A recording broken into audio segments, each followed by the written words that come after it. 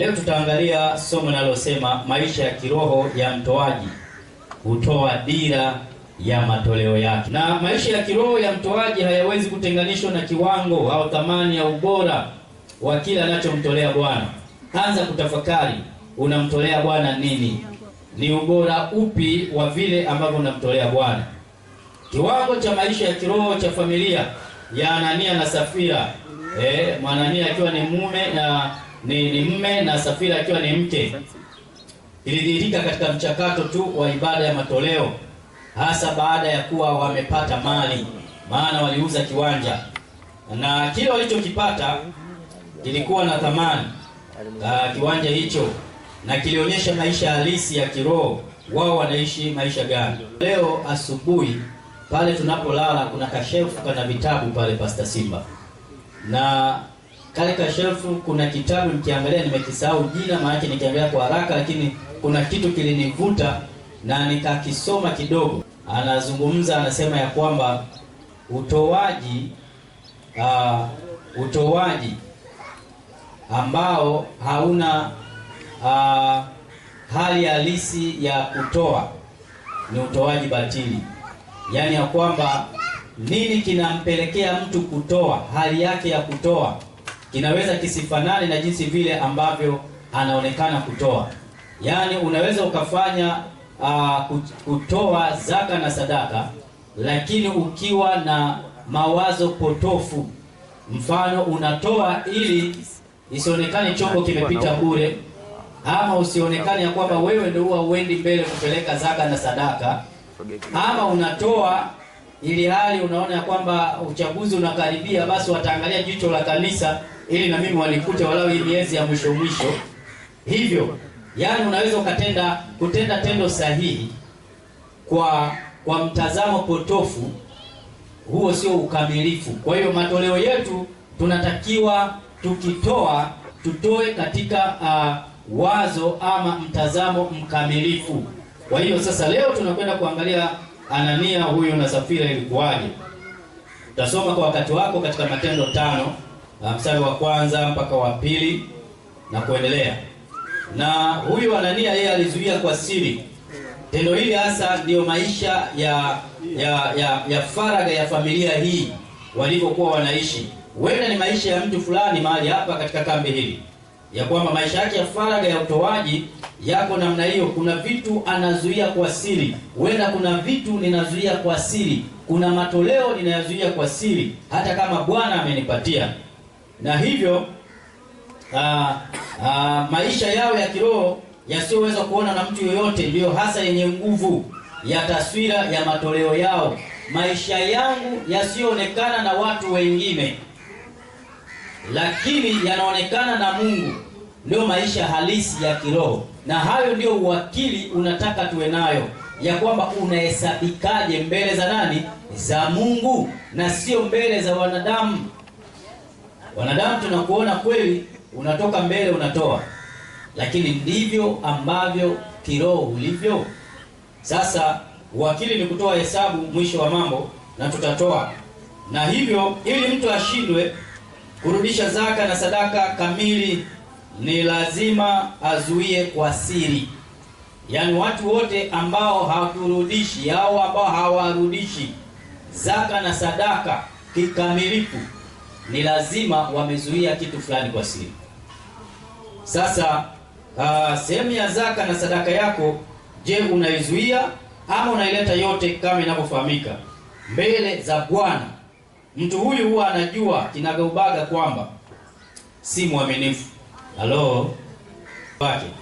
Siri hii ya uchoyo ya uasi inajulikana vizuri katika nafsi ya mtu, maana roho zetu ziko wazi ndani yetu, lakini Mungu pia anaifahamu. Yaani wewe na Mungu mnafahamu hali hii jinsi ilivyo. Sasa Roho Mtakatifu anajua kile kilichofanyika katika mioyo yetu. Katika Matendo 5:3 kisa cha Anania na Safira kinaendelea. Maana Anania alikufa na mke wake pia. Alipokuwa akiulizwa hii ndio thamani ya kiwanja, maana walikubaliana.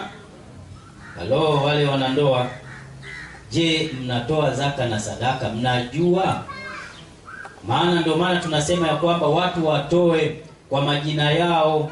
Kama ni kipato cha pamoja, basi zaka inafahamika ni 10,000. Simpatie mkewe 5,000 akatoe na yeye, ili katika jicho la kanisa aonekane anatoa. Lakini watu wengi wanandoa wanajificha kwenye kichaka cha familia ya so and so. Halo, ili aonekane na mkewe ama mumewe anatoa, lakini kumbe wana mgogoro. Huyo mama mpaka ameleta hiyo sehemu tu ya zaka, amepigwa makofi huko nyumbani, kwa sababu mumewe afanyeje? Hakubali. Bila kujua hilo, kanisa aliwezi kukusaidia ili uweze kuepukana na uchoyo huo, kama utaendelea kujificha kwenye mwamvuli huo wa kuleta kama familia. Lakini na wewe toa ili uonekane na usaidiwe, ikiwa unaonekana kulegalega kwenda mbinguni. Kumbe kitendo cha kuzuia zaka na sadaka ni kitendo kinachohatarisha maisha yetu na kutupokonya uzima wa milele.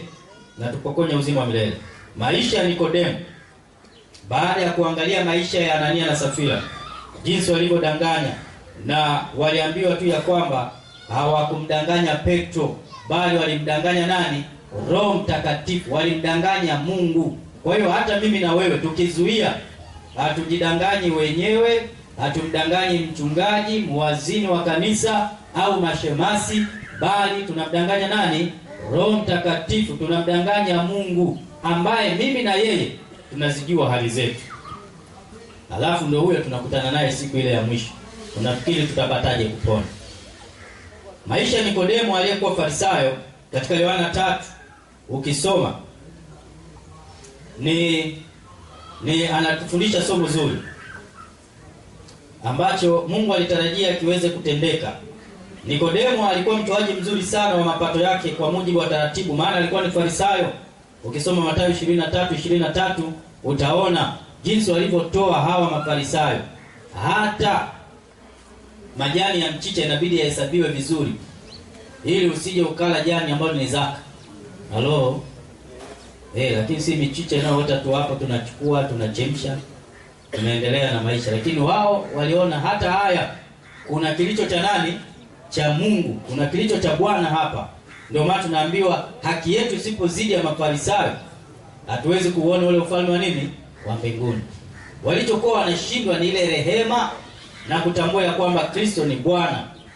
Lakini matendo mengine waliyatenda kwa uzuri, na tunaambiwa ya kwamba hayo inatupasa kuyatenda. Lakini kwanza nini? Rehema. Sasa alikuwa ni Farisayo. Nikodemo hawezi kutoa kwa moyo wa adili, rehema na imani mpaka ameongoka kweli kweli. Asante. Ndani zimebaki 10. Nikodemo alitakiwa kumwamini Yesu Kristo kama Bwana na Mwokozi wake, lakini yeye hakuwa na imani hiyo. Na Ellen White katika ukurasa wa 89 wa Tumaini la Vizazi Vyote anasema ya kwamba maneno yake yalionyesha kuwa anataka mazungumzo pale alipomjia Yesu, walakini yalionyesha hali ya kutokuamini. Hakumkiri Yesu kuwa ndiye Masihi, ila alisema kuwa ni mwalimu atokaye kwa Mungu. Yesu alichomwambia Nikodemo ndiyo siri ya hitaji halisi ya moyo wa mtoaji, yani mimi na wewe. Maana Yesu anamwambia Nikodemo kuwa anahitaji moyo mpya. Halo, mimi na wewe pia tunahitaji moyo mpya ili tuweze kumtolea Bwana. Maana swala la kutoa linategemea jinsi mtu alivyoongoka, na tunatakiwa tusiongoke nusu nusu, bali tuongoke kikamilifu. Haleluya. Maana ni swala la kimbingu, na sisi tumeambiwa tutakuwa na tabia ya Mungu wetu aliye mkamilifu, na sisi tutakuwa wakamilifu. Amina. Na mahubiri ya Yohana Mbatizaji, Ellen White anasema yalikuwa yameshindwa kumtubisha Nikodemo. Lakini siamini ya kwamba mahubiri ya kambi hili kupitia mtumishi wa Mungu Pastor Maembea na mafundisho yanayoendelea hapa kwa Pastor Olo, Pastor Kitile pamoja nami, ya kwamba moyo wako utakuwa mgumu, usimsikilize Roho Mtakatifu, usitubu. Hii ndio nafasi yako. Huwezi jua, huenda yameshindikana mengine kama ya Yohana Mbatizaji kwa Nikodemo, lakini kambi hili usiruhusu roho hiyo kuendelea. Haleluya. Nikodemo alikuwa na kiburi na majivuno, lakini Nikodemo alihesabiwa kuwa mtu mtawa sana. Na Roho Mtakatifu hubadilisha maisha ya mtu na mawazo maovu yanaweza kuachwa. Sasa tusiige roho hiyo ya Nikodemo wakati huo, japo baadaye unaweza kufuatilia historia ya Nikodemo, maana baada ya uongofu ni mmoja wa watu waliotoa mali zao hata kukosa kabisa na kuwa maskini kwa sababu ya kupeleka kazi ya Injili. Haleluya! Lakini Bwana anatuita na sisi tuongoke ili kazi yake iweze kusonga mbele. Lakini hapa napo, wewe kama mtu unayewajibika kwa taarifa ya matoleo kwa Mungu, unaweza kuhakiki taarifa zako hata sasa. Hakiki database yako ya matoleo mbele za Mungu ndani ya moyo wako. Taarifa hii inarekebishika. Kama kuna mahali kuna data zikukaa sawa, taarifa hiyo inarekebishika kuhusu zako ulizozitoa na sadaka zako. Sasa sikia nukuu hii kutoka Mashauri ya Uwakili ukurasa wa 79. Anasema hivi: Mungu anawangojea kusahihisha. Mungu anawangojea kusahihisha yaliyopita wale waliozuia zaka. Halo? Wale waliozuia nini? Zaka. Yaani mpaka leo Mungu anatungojea, kama ule mfano wa baba na mtoto yule mpotevu, ya kwamba roho nabii inapozungumzia hicho kitu anasema alikuwa akiangalia njia aliyoondokea na kuona kwamba je, anarudi. Ndivyo Bwana anapotuangalia kwa shauku na upendo ya kwamba je, zile zaka tulizoondoka nazo tutarudi. Na roho nabii anaendelea kusema hivi, wafanye hesabu. Haleluya! Wafanye hesabu sahihi na kumrudishia Bwana kile walichomnyang'anya. Maana maneno yapo tu yanasema rudisheni kile mlichozuia na kuleta sadaka za amani.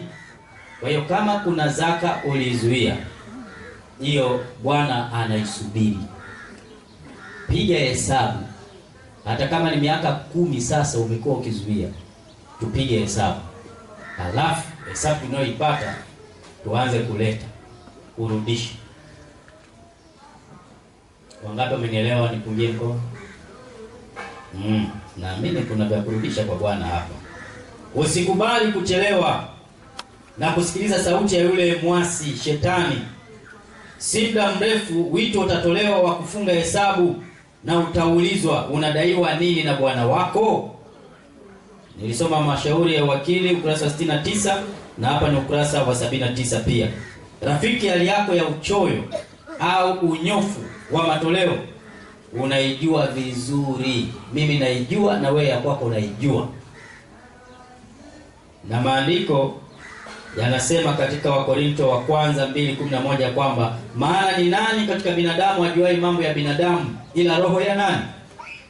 Ya binadamu iliyo ndani yake.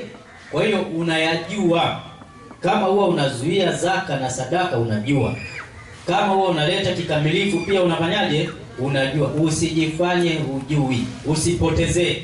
Mwambie jirani yako usipotezee. Swala la matoleo sio la kupotezea, maana ni ibada. Na nimekuwa nikiwaambia hapa, yupo anayeitaka na yupo anayefanyaje, anayestahili. Zaka ama sadaka yoyote iliyotumika bila kwenda katika mfuko wa hazina ya mbinguni ulipotarajiwa kwenda, iwe umetumia kwa matumizi mazuri kiasi gani, jana tulisema inahesabika imeenda kwa upande wa nani? Inahesabika imeenda upande wa nani? Sasa kama Shetani ni ndugu yako,